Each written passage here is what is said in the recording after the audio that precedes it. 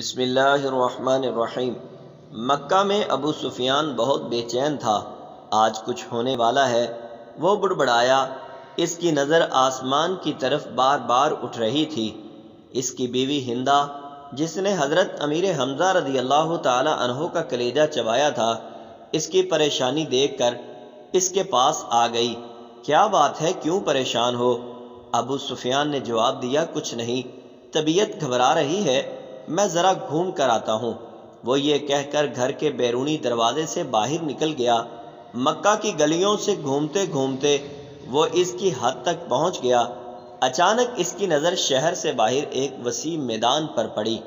ہزاروں مشعلیں روشن تھیں، لوگوں کی چہل پہل ان کی روشنی میں نظر آ رہی تھی، اور بنبناہٹ کی آواز تھی جیسے سینکڑوں لوگ دھیمی آواز میں کچھ پڑھ رہے ہوں۔ اس کا دل دھک سے رہ گیا۔ اس نے فیصلہ کیا کہ وہ قریب جا کر دیکھے گا کہ یہ کون لوگ ہیں۔ اتنا تو وہ سمجھ ہی چکا تھا کہ مکہ کے لوگ تو غافلوں کی نیند سو رہے ہیں، اور یہ لشکر یقیناً مکہ پر چڑھائی کے لیے ہی آیا ہے۔ وہ جاننا چاہتا تھا کہ یہ کون ہیں۔ وہ آہستہ آہستہ اوٹ لیتا اس لشکر کے کافی قریب پہنچ چکا تھا۔ کچھ لوگوں کو اس نے پہچان لیا تھا، یہ اس کے اپنے ہی لوگ تھے جو مسلمان ہو چکے تھے اور مدینہ ہجرت کر چکے تھے۔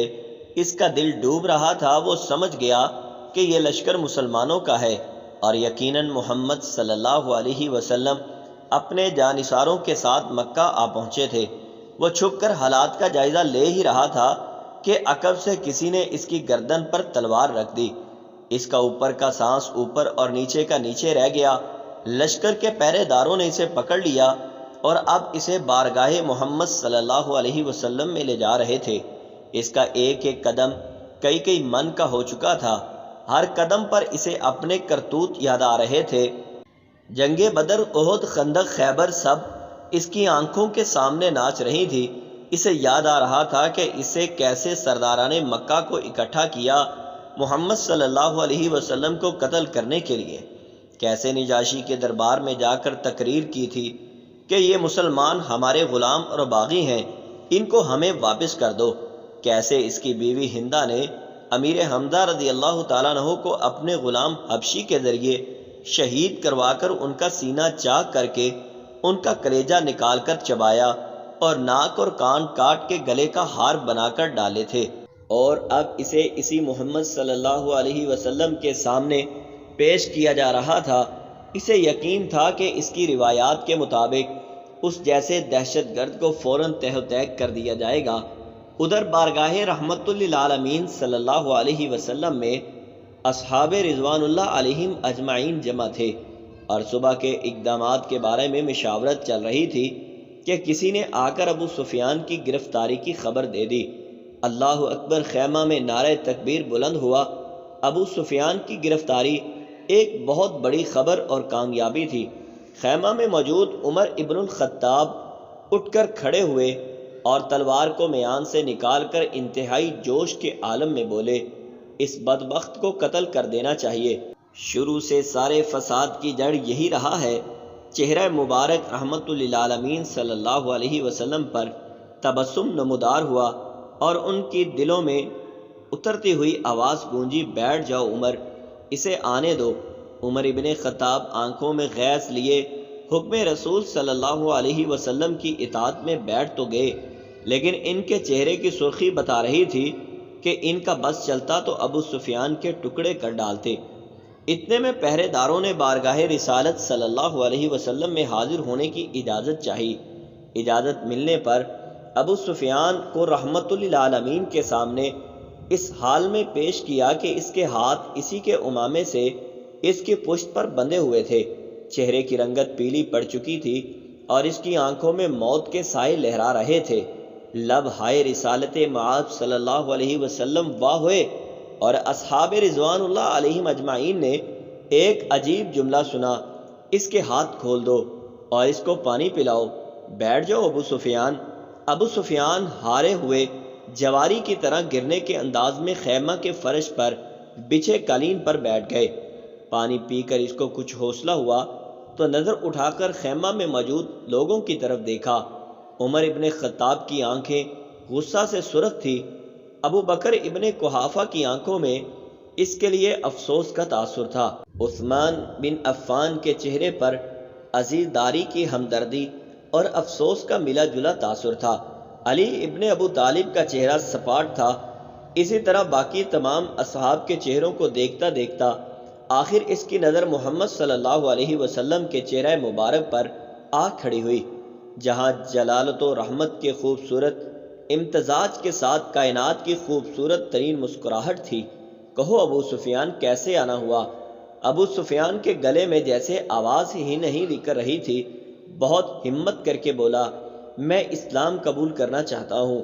عمر ابن خطاب ایک بار پھر اٹھ کھڑے ہوئے، یا رسول اللہ صلی اللہ علیہ وسلم، یہ شخص مکاری کر رہا ہے، جان بچانے کے لیے اسلام قبول کرنا چاہتا ہے، مجھے اجازت دیجیے میں آج اس دشمن ازلی کا خاتمہ کر ہی دوں۔ ان کے منہ سے کف جاری تھا۔ بیٹھ جاؤ عمر۔ رسالت معاب صلی اللہ علیہ وسلم نے نرمی سے پھر فرمایا، بولو ابو سفیان، کیا تم واقعی اسلام قبول کرنا چاہتے ہو؟ جی یا رسول اللہ صلی اللہ علیہ وسلم، میں اسلام قبول کرنا چاہتا ہوں۔ میں سمجھ گیا ہوں کہ آپ اور آپ کا دین بھی سچا ہے اور آپ کا خدا بھی سچا ہے۔ اس کا وعدہ پورا ہوا۔ میں جان گیا ہوں کہ صبح مکہ کو فتح ہونے سے کوئی نہیں بچا سکے گا۔ چہرہ رسالت معاد صلی اللہ علیہ وسلم پر مسکراہٹ پھیلی۔ ٹھیک ہے ابو سفیان، تو میں تمہیں اسلام کی دعوت دیتا ہوں اور تمہاری درخواست قبول کرتا ہوں۔ جاؤ تم آزاد ہو، صبح ہم مکہ میں داخل ہوں گے۔ انشاءاللہ میں تمہارے گھر کو جہاں آج تک اسلام اور ہمارے خلاف سازشیں ہوتی رہی جائے امن قرار دیتا ہوں۔ جو تمہارے گھر میں پناہ لے لے گا وہ محفوظ ہے۔ ابو سفیان کی آنکھیں حیرت سے پھٹتی جا رہی تھی، اور مکہ والوں سے کہنا، جو بیت اللہ میں داخل ہو گیا اس کو بھی امان ہے، جو اپنی کسی عبادت گاہ میں چلا گیا اس کو بھی امان ہے، یہاں تک کہ جو اپنے گھروں میں بیٹھ رہا اس کو بھی امان ہے۔ جاؤ ابو سفیان جاؤ، اور جا کر صبح ہماری آمد کا انتظار کرو، اور کہنا مکہ والوں سے کہ ہماری کوئی تلوار میان سے باہر نہیں ہوگی، ہمارا کوئی تیر ترکش سے باہر نہیں ہوگا، ہمارا کوئی نیزہ کسی کی طرف سیدھا نہیں ہوگا، جب تک کوئی ہمارے ساتھ لڑنا نہ چاہے۔ ابو سفیان نے حیرت سے محمد صلی اللہ علیہ وسلم کی طرف دیکھا اور کانپتے ہوئے ہونٹوں سے بولنا شروع کیا، اشہد ان لا الہ الا اللہ وحدہ لا شریک لہ واشہد ان محمدًا عبدہ ورسولہ۔ سب سے پہلے عمر ابن خطاب آگے بڑھے اور ابو سفیان کو گلے سے لگا لیا۔ مرحبا ابو سفیان، اب سے تم ہمارے دینی بھائی ہو گئے، تمہاری جان مال ہمارے اوپر ویسے ہی حرام ہو گیا جیسا کہ ہر مسلمان کا دوسرے پر حرام ہے۔ تم کو مبارک ہو کہ تمہاری پچھلی ساری خطائیں معاف کر دی گئی، اور اللہ تبارک و تعالیٰ تمہارے پچھلے گناہ معاف فرمائے۔ ابو سفیان حیرت سے خطاب کے بیٹے کو دیکھ رہا تھا کہ یہ وہی تھا کہ چند لمحے پہلے جس کی آنکھوں میں اس کے لیے شدید نفرت اور غصہ تھا، اور جو اس کی جان لینا چاہتا تھا، اب وہی اس کو گلے سے لگا کر بھائی بول رہا تھا۔ یہ کیسا دین ہے، یہ کیسے لوگ ہیں۔ سب سے گلے مل کر اور رسول اللہ صلی اللہ علیہ وسلم کے ہاتھوں پر بوسہ دے کر ابو سفیان خیمہ سے باہر نکل گیا۔ وہ ابو سفیان کہ جس کے شر سے مسلمان آج تک تنگ رہے تھے، انہی کے درمیان سے سلامتی سے گزرتا ہوا جا رہا تھا، جہاں سے گزرتا اس اسلامی لشکر کا ہر فرد، ہر جنگجو، ہر سپاہی جو تھوڑی دیر پہلے اس کی جان کے دشمن تھے، اب آگے بڑھ بڑھ کر اس سے مصافحہ کر رہے تھے، اسے مبارکباد دے رہے تھے، خوش آمدید کہہ رہے تھے۔ اگلے دن مکہ شہر کی حد پر جو لوگ کھڑے تھے، ان میں سب سے نمایاں ابو سفیان تھا۔ مسلمانوں کا لشکر مکہ میں داخل ہو چکا تھا۔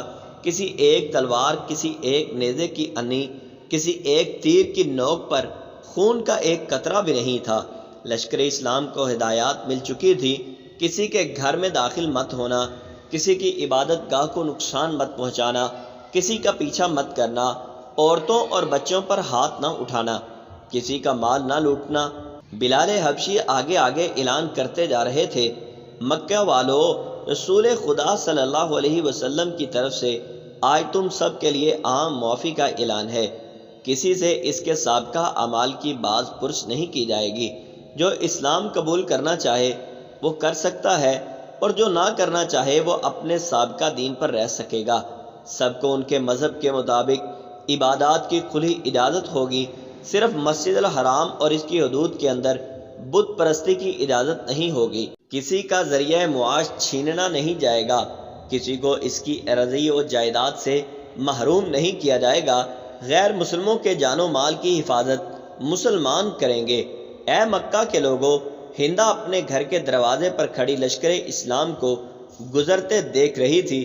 اس کا دل گواہی نہیں دے رہا تھا کہ حضرت حمزہ کا قتل اس کو معاف کر دیا جائے گا، لیکن ابو سفیان نے تو رات ہی یہی کہا تھا کہ اسلام قبول کر لو، سب غلطیاں معاف ہو جائیں گی۔